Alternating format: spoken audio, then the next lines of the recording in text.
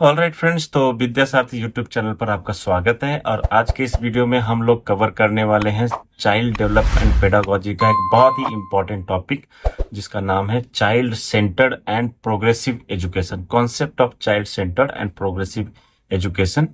और इसमें से एक या दो क्वेश्चन रेगुलरली आते हैं, लेकिन अगर आप सीटेट जनवरी का पेपर उठा के देखें, जनवरी 2022 का, तो उसमें चार चार क्वेश्चन इसी टॉपिक में से पूछ लिया गया है। तो इसलिए टॉपिक बहुत इंपॉर्टेंट हो जाता है।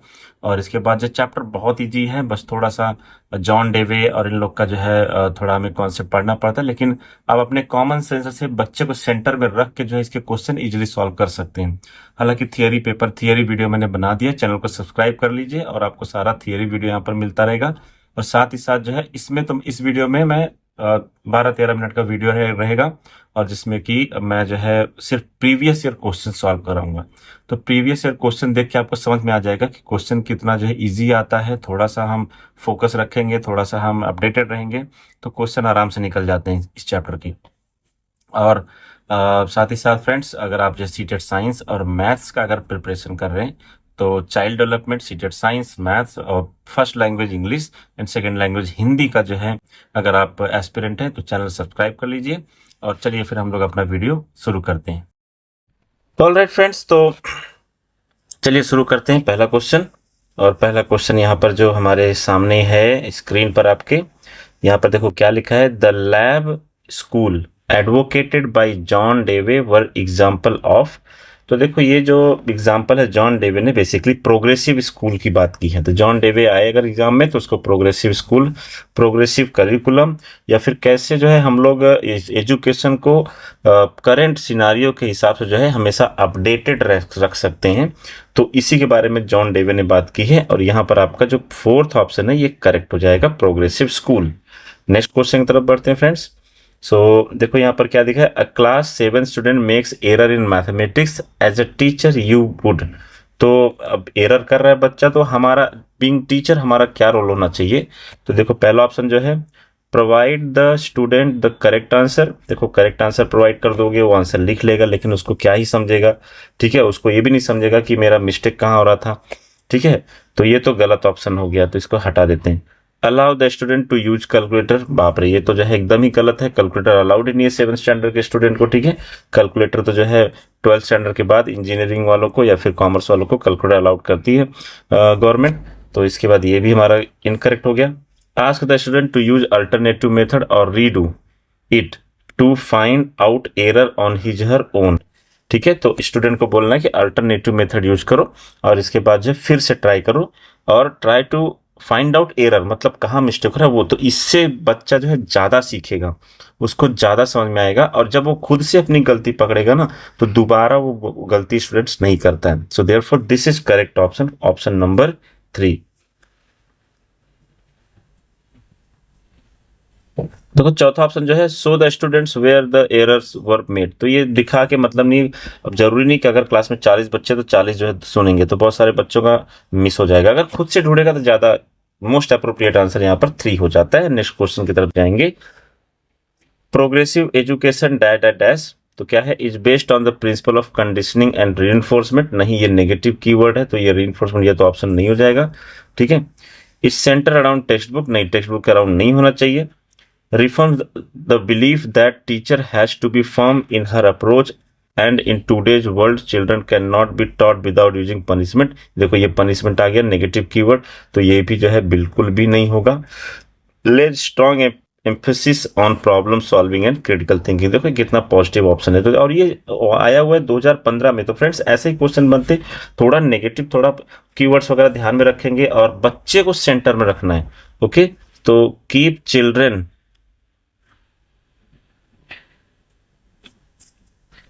ठीक है, इन सेंटर, ठीक है।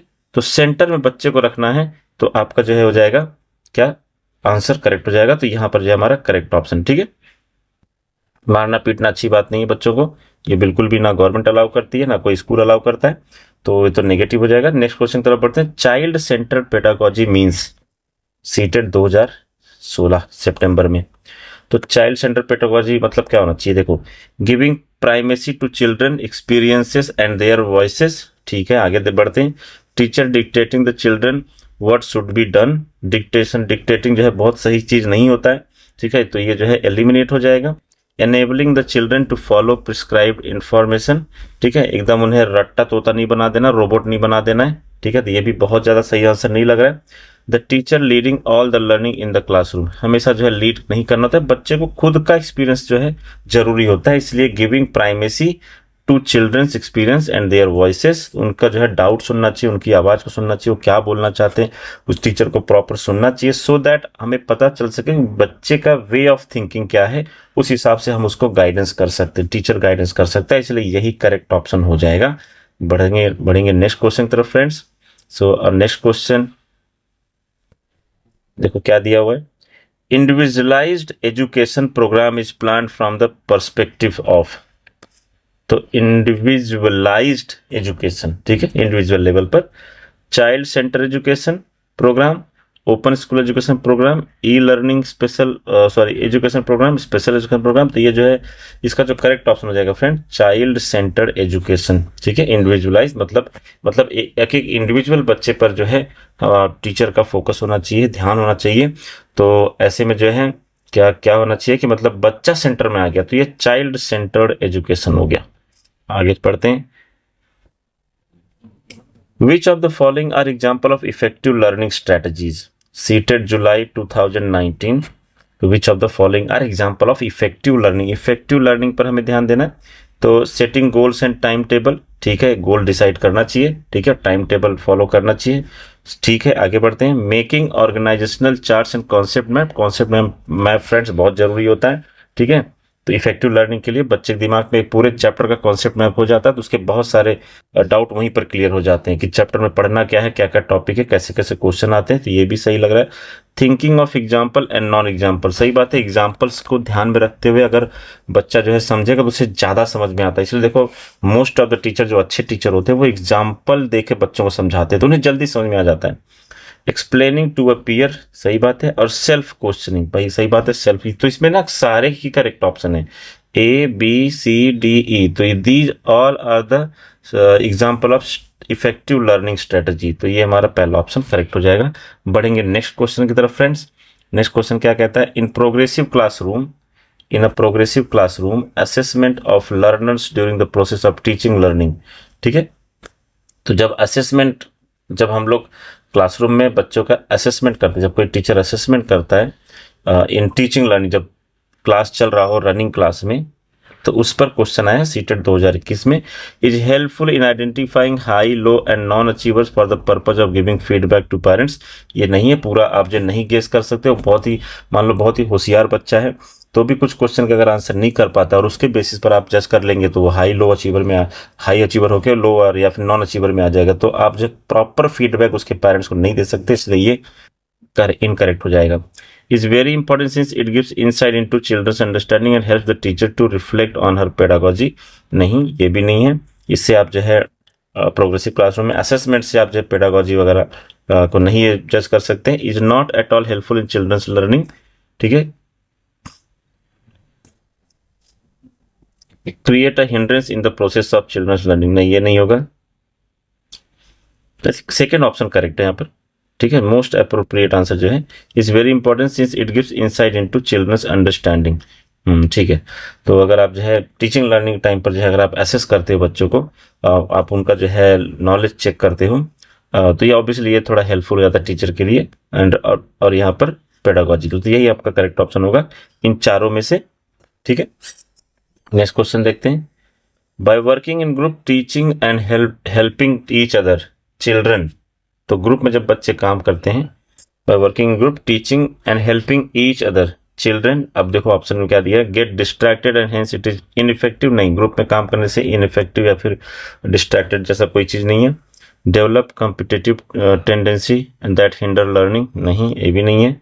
Are able to reflect on their own thought process and shift to a higher level of cognitive activity, can develop misconception which interference, तो यहाँ पर थर्ड वाला ऑप्शन करेक्ट हो जाएगा। Are able to reflect on their own thought process and shift to a higher level of cognitive activity. Next question की तरफ पढ़ेंगे friends.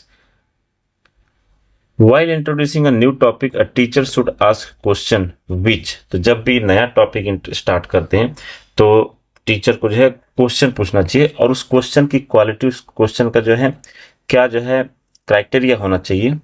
Are from the domains completely unfamiliar from student, नहीं topic से related कुछ पूछो, unfamiliar जैसा कुछ नहीं होना चाहिए, ठीक है। Are much beyond their cognitive abilities, has not relation with the topic to be taught, नहीं रिलेशन होना चाहिए तो एलिमिनेट हो गया। Relates the topic to be studied with what students already know, अगर उसको already relate the topic to be studied with what students already know, तो यहाँ पर जो है हमारा चौथा ऑप्शन जो है करेक्ट हो जाएगा कि जो उस टॉपिक से उसका जो प्रीवियस नॉलेज है उसको चेक करते हुए हम इसको जो है क्वेश्चन पूछ सकते हैं ताकि उसका इंटरेस्ट बना रहे। It is important to dash situation where the students are learner for long period of time। तो लॉन्ग पीरियड ऑफ टाइम बोला है, और यहाँ पर ऑप्शन देख लेते हैं। अवॉइड पैसिव, तो देखते हैं यहाँ पर अवॉइड लिखो। It is important to avoid situation where the students are passive learner for long period. तो ये अभी आगे देखते हैं। Create, it is important to create situation passive, फिर प्रिवेंट एक्टिव, रेनफोर्स डॉसिल। तो यहाँ पर क्या करेक्ट ऑप्शन होगा? It is important to avoid situation where the students are learner for long period of time,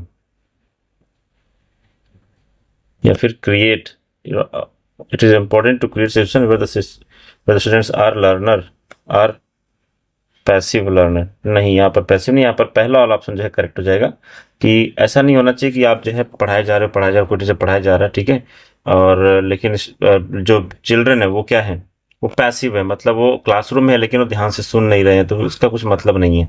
तो ऐसे में हमारा ये वाला करेक्ट ऑप्शन हो जाएगा। नेक्स्ट क्वेश्चन की तरफ पढ़ते हैं। Which of the following is correct in context of learning. तो लर्निंग के कॉन्टेक्स्ट में क्या, C student learn best when they participate in culturally irrelevant activities. Irrelevant आ गया तो ये तो नहीं होगा। Students learn best when they participate in meaningful activities, ठीक है, सही बात है। अगर मीनिंगफुल एक्टिविटीज में पार्टिसिपेट करेंगे तो स्टूडेंट बहुत अच्छे से उसको जो है लर्न करते हैं उस चीज को।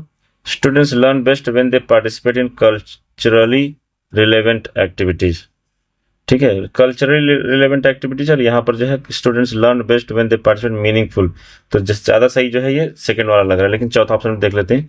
Students learn best when they participate in meaningful, देखो यहाँ पर और यहाँ पर दोनों जो है सेम ऑप्शन है। Student learn best when they participate in meaningful activity, students learn best when they participate in meaningful activities. और ये क्वेश्चन आया सीटेट जनवरी 2012 में, ठीक है, और ये बच्चों के लिए बोनस क्वेश्चन था क्योंकि दो ऑप्शन करेक्ट है, और जो है यहाँ पर जो है ये सेकंड वाला ऑप्शन जो है करेक्ट हो जाता है, चौथा भी करेक्ट है, सेम है, ठीक है।